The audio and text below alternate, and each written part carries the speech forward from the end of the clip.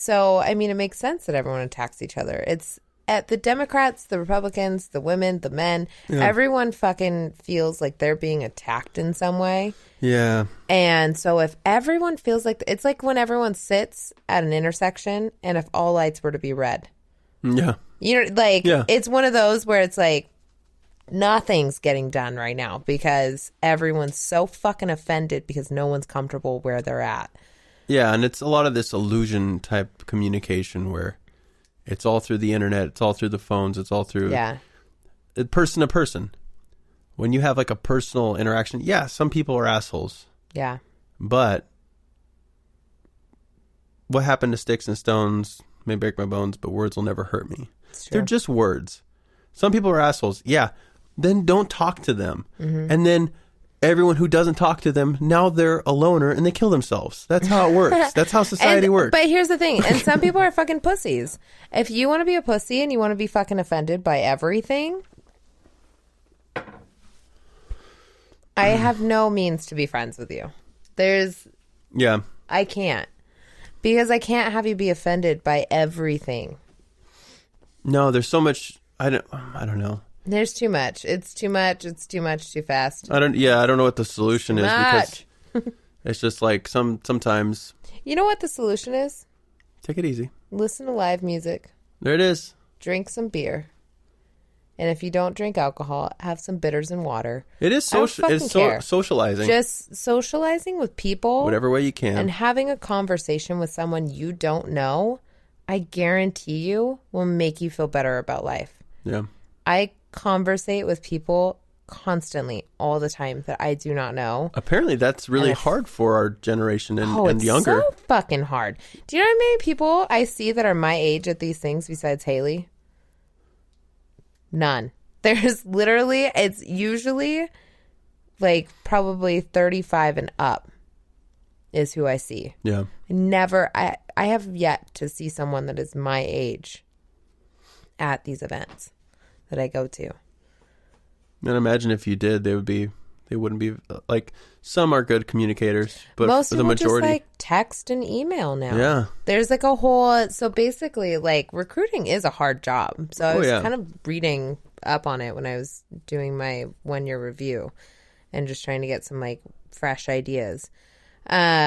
Recruiting is harder than sales, apparently. And apparently recruiting, you're not only selling the candidate, you're selling the employer, you're selling the employee, you're selling your business. Yeah, it's not one product. You're selling 3 different products, 2 of them being human beings. Yeah, or 3 or 4 different products, because I'm selling myself too as someone that can help you. And that's the only variable that you know is reliable. It's fucking weird. It's the weirdest profession that I've ever. Like some people, they sell I had no idea, cans of beer or Coke or whatever. Like if you're selling the same product every day, that's easy. Right, you know what it does. You know that you can pitch the enjoyment of it. But things change. What it does. And people are unreliable. Yeah. Jobs are unreliable.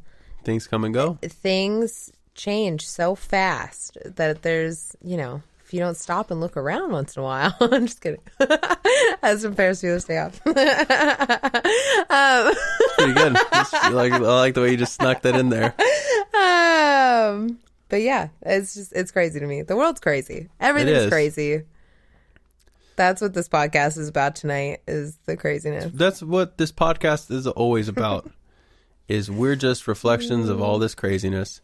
That's true. And hopefully it's just a real transparent view of it. I don't know if other people feel like we do. I don't know if other people feel like I do. But I'm going to say it like I mean, people listen to us, so clearly there's not... Yeah, I guess. There's something we talk about that makes sense to other people. Yeah. Well, and I don't like... Yeah. This is what it is. Yeah. I am who I am. I am me. Yeah, I'm what I am. I will say that. I've definitely... It's taken me a long time. Even when I felt like I was comfortable with myself, I don't think I was. Yeah. I wonder what it's going to be like in 10 more years. I know. Like right now, I feel pretty comfortable. I'm still really nervous about everything all the time, but I think that's just part of my personality. I've grown to accept that sometimes the future scares me, and future is anxiety. That's the description of anxiety, is future awareness. It's things that you cannot control. Anxiety is fear of the future. This is it's like a basic saying. It's vague, but it's like anxiety is fear of the future. Depression is fear of the past. Yeah. And I lack a lot of depression because I feel like I have my moments where I don't even say it's depression, but all of a sudden I feel like I'm going to cry. And then my period happens 2 days later. Yeah. And that is a very strong sense that I have. So I have that going for me. Yeah. But I definitely I feel like I don't worry about the future as much as I used to. Yeah. I feel like I used to have like a conversation with you every 3 months and be like, where are we? Yeah. Remember? Yeah. Oh, yeah. Those times? I do remember all those talks. They definitely weren't fights, yelling at each other. And it's always when we were drinking too, which is, by the way, the best time you want to solve all of your life issues. You know what's Get funny? real fucking ripped and then go, where are you going, you son of a bitch? Where are you going in life? But are you an achiever or are you a loser? And then I would say dick as shit like that too. And then and all of a sudden I'm in court and I have to be a lawyer for myself representing, and I'm like, Judge, if you look, Marty has a lot of good attributes. He's just in a weird spot right Obama. now. He went to Harvard. We have to be a lawyer. So, but how funny is it? So Marty and I really rarely do we fight, and when we do, it's very silent now. Now it's a very like aggressive. It's a very passive aggressive way of doing it, where like if we are in a fight, I just don't say anything. And then you don't say anything. And then an hour goes by and we both say something. And then we're both on the same page. And then you make me laugh. And then it's gone. And so, but in the past, we would get super wasted. We would fight. And then we would have a lot of sex. But what's funny to me is hanging out with these couples that are younger than us. I won't name names. Okay. But we have a new couple that we hang out with. Yeah. And they were talking about how they get drunk and get in a fight. Oh, man. And then it made me realize that's where the age difference is, because we don't really do that. Like now. They're exactly at the age that we were when we were doing that a lot. And so because we're just feeling out each other and we're both scared of future, the unknown. Yeah. But now, are we making the right decisions? But the most consoling, I don't know, the most comforting aspect to realize is that everyone's going through that always. Oh yeah. When if you're 70, you're like, oh my God, I might die tomorrow. It's like. And I will say that our generation has done a really great job about not hiding stuff anymore. Yeah. Where people just show exactly what the fuck is going on and how fucking in debt they are and how frustrated they are. Yeah, and even if it's just through tweets. Exactly. But people are so much more open. And I also feel like you and I mean, obviously we're older now and we've been together for 9 years. But it's so much easier for me to look at you and tell you what my problem is. Yeah. Whether or not it even has anything to do with you. Even if I'm just having anxiety for no reason. Yeah. If I tell you I'm having anxiety and I give you a hug, I feel so like 100 and million times better than I did if I didn't tell you that. And so sometimes, like what happened the other day? I can't remember exactly what it was, but you gave me a hug and you were like, or you didn't even say, are you okay? I was just like, I am really frustrated. And then I gave you a hug. Yeah. And then I cried. And then I laughed. And then we were fine. Which in the past, I probably would have just shoved it down somewhere deep into my dark soul. Yeah. And then I would have drank. And then I would have picked at you for something you feel insecure about to make me feel better about myself. Yeah. And I want to, this is a good opportunity to bring up this book. The Way of the Superior Man. By David Data. The Way of the Superior Man by David Data.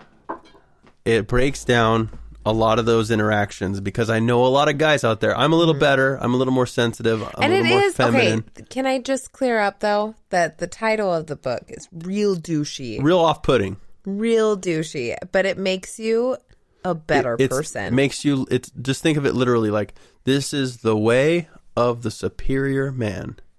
The superior man is sensitive. The superior man is dignified. The superior man is also, knows who he is. Yeah.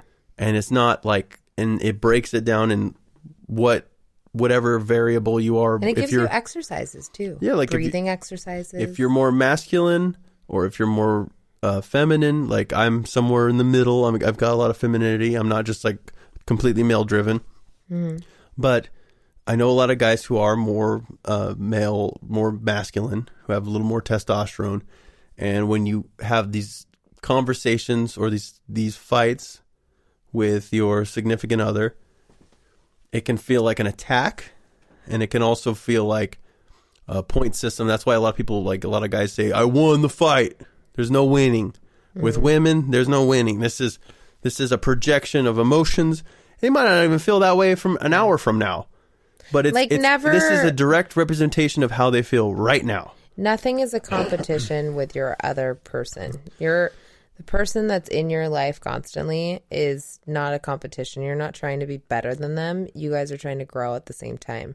That's the biggest thing. So if you're not growing with them, it's nothing against you. They're not trying to outgrow you, but your insecurities will definitely overpower what you want for that person, which is crazy. But that's just how it happens because that's a human emotion. That's normal to have that emotion where you feel incapable of doing something because someone else is doing it better. And I feel like people forget that. I feel like people forget that you can, an emotion of envious is a normal emotion. Yeah. It's just how you control it and how you take that feeling and you power it into something else. Yeah. And that's... Well, like I love... everyone has their strong suit. You just gotta find it. There's a great breakdown in the book, The Way of the Superior Man. And this is like a simple analogy that works perfectly well between the way the male mind works and how the female mind works. Or I shouldn't say male and female because it's masculine and feminine, because you can be you can be male and be very female. This is masculine versus feminine. Okay, I got to pour Amanda some wine. Thanks. So I'm so thirsty.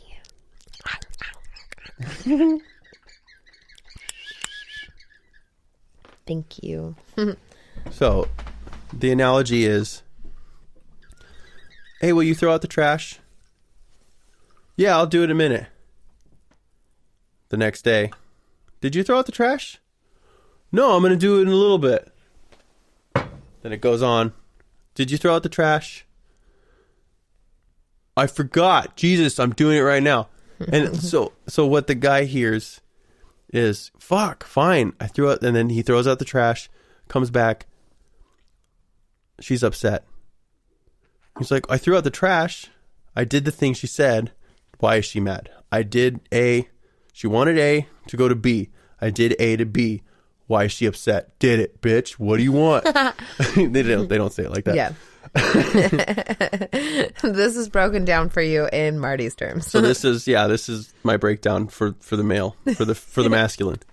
The feminine, what they heard was, I'll do something, and then you didn't keep your word. Yeah. Now they don't trust your integrity, because the feminine is, the ultimate feminine is whimsy and magic and all these like floods of emotions. It's this fluidness, and masculine's rigid, and but you can't have one without the other. This is why opposites attract. This is why ultra feminine people are with ultra masculine people. So the feminine's looking for that rigidity, something to go off of. And if you're not doing that, you're not fulfilling your position. And then now they can't trust you as a partner. And literally, and they don't know what they're feeling, but they feel that internally. Yeah. They go, I can't trust you as a partner. They're not saying that to themselves. They're just going, they don't fucking listen. Sit on their ass. I say it to myself all the time. Oh, fuck. But when that little analogy broke down, I was like, oh, that's what it is.